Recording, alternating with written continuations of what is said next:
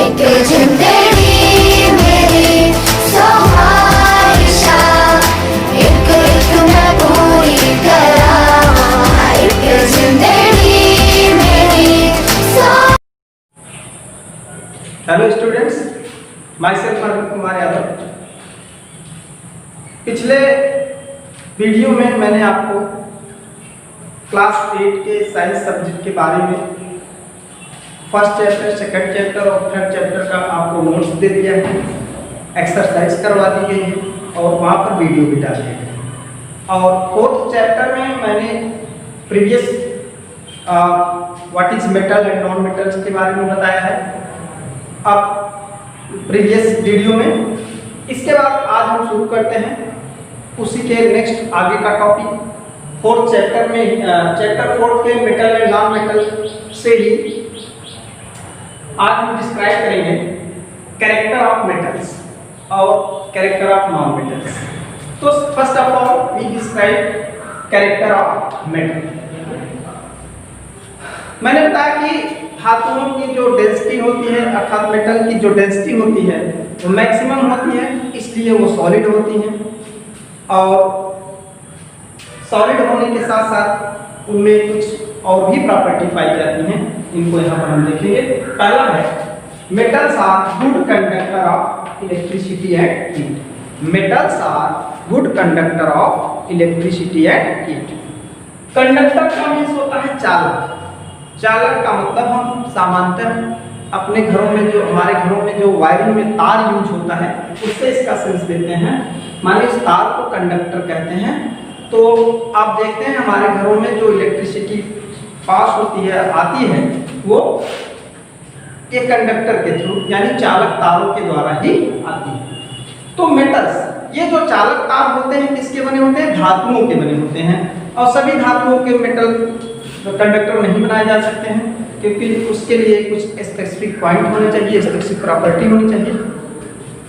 जैसे यहाँ पर पहला कि वो मेटल आसानी से उपलब्ध हो, क्योंकि हमारे देश में बहुत बड़ी मात्रा में पर डे क्या कह सकते हैं बहुत हर स्थान पर कंडक्टर्स का यूज होता है।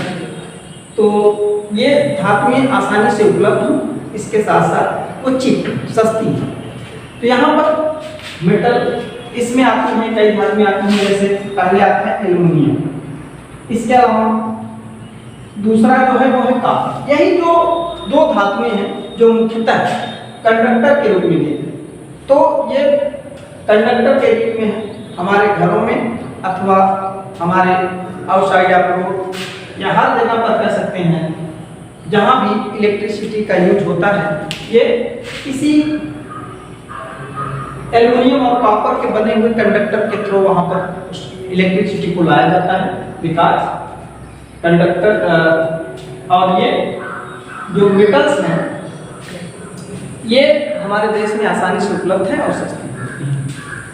लेकिन कॉपर जो होती है रेदर देन एल्युमिनियम ये ज़्यादा अच्छा कंडक्टर होता है, लेकिन कॉपर महंगी धातु होने की वजह से इसका यूज बहुत कम हम करते हैं। तो जो इस फर्स्ट पॉइंट का थीम है ये यही है कि जो धातुएं हैं वो विद्युत के अच्छे चालक होती हैं। इसके अलावा सभी धातुओं में धारा का प्रवाह हो सकता है, विद्युत प्रवाहित हो सकती है, लेकिन मैंने बताया कि सब धातुओं को हम एज ए कंडक्टर यूज नहीं करते हैं। जैसे चांदी में भी धारा का प्रवाह होता है, लेकिन चांदी में जैसे ही हम धारा प्रवाहित करेंगे चांदी के कंडक्टर में तो वो हीट होगा, क्योंकि यहाँ पर हीट दिया गया है देखिए आप, तो वो गर्म होगा क्योंकि धातुएं जल्दी से हीट को एक्सेप्ट करती हैं। तो वो जो आपकी चांदी का जो तार होगा वो उसका जो चांदी की जो मेल्टिंग पॉइंट है वो बहुत लो होता है और जैसे ही वो तार गर्म होगा वो गल के नीचे गिर जाएगा। तो हर धातु का सभी धातुएं लगभग इलेक्ट्रिसिटी का वो कंडक्टर है, लेकिन सभी धातुओं का हम एज ए कंडक्टर यानी चालक तार के रूप में हम यूज सामान्यतः यूज नहीं करते हैं, लेकिन धारा का प्रवाह हर धातु में होता है। दूसरा जो हमारा पॉइंट है usually solid at room temperature except acid. सभी धातुएं जैसे आप लोहा देख लें, कॉपर देख लें, सोना देख लें, जो भी हैं हमारे आसपास जितनी भी धातुएं उपस्थित हैं वो सभी रूम टेम्परेचर पर क्या होती हैं, सॉलिड होती हैं, ठोस होती हैं। अगर ऐसा ना हो तो आपके कमरे में रखी हुई बेंच, जैसे ही हम किसी कारणवश अगर रूम का टेम्परेचर बढ़ जाएगा तो बेंच का जो लोहे के बने हुए मटेरियल्स हैं वो क्या होंगे, मेल्ट हो जाएंगे। तो अब उसमें अलग अलग धातुओं का जो रूम वो टेम्परेचर होल्डिंग कैपेसिटी है वो अलग अलग होती है, लेकिन सभी धातुएं जो है वो रूम टेम्परेचर पर सॉलिड होती हैं, एक्सेप्ट पारे को छोड़कर। आप क्वेश्चन या जनरल नॉलेज के क्वेश्चन में आपसे पूछा जाता है कौन सी धातु है जो द्रव अवस्था में पाई जाती है सामान्यतः पर, वो आप आंसर देते हैं पारा, तो वही पारा है, इसको Hg माने मरकरी भी कहते हैं। तो ये रूम टेम्परेचर पर जो है वो सॉलिड लिक्विड स्टेट में पाई जाती है, इसलिए थर्मामीटर में इसका यूज होता है। अगला है almost all metal have lustre. Lustre का मतलब होता है धात्विक चमक। सभी धातुओं में एक विशेष चमक होती है। जैसे लोहे को आप काटेंगे, लोहे का सरिया है या राड है, उसको हम जब बीच से कट करते हैं तो उस पर ब्राउन हल्के ब्राउन कलर का एक लस्टर होता है, चमक होता है। इसी तरह से आप कॉपर या जितनी भी धातुएं हैं उनमें चमक पाई जाती है। सोने और चांदी में अत्यधिक चमक होने के नाते उसको हम एज ए ऑर्नामेंट भी यूज करते हैं। अगला है मेटल्स है जनरली सोनोरस। यहाँ पर सोनोरस का मतलब होता है ध्वनि। हम किसी भी मेटल को अगर एक मेटल को दूसरे मेटल से टकराते हैं या उस पर हम किसी भी बाह्य स्रोत से चोट करते हैं तो उसमें एक ध्वनि उत्पन्न होती है।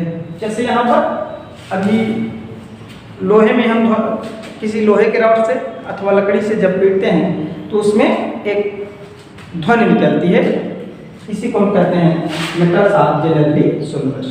इसमें पीटने पर या क्या होती है, ध्वनि उत्पन्न होती है। अगला मेटल्स आर इलेक्ट्रोपॉजिटिव एलिमेंट। अब इस चीज को समझने के लिए आप ध्यान देंगे इलेक्ट्रोपॉजिटिव क्या है। तो यहाँ पर जो एलिमेंट्स होते हैं इसमें इलेक्ट्रॉन्स पाए जाते हैं। एलिमेंट्स में क्या पाए जाते हैं, इलेक्ट्रॉन, प्रोटॉन और न्यूट्रॉन पाए जाते हैं। तो यहाँ पर ऐसे एलिमेंट्स जो इलेक्ट्रॉन का त्याग करते हैं, गिव अप कर सकते हैं, त्याग करते हैं, उसको हम कहते हैं इलेक्ट्रोपॉजिटिव।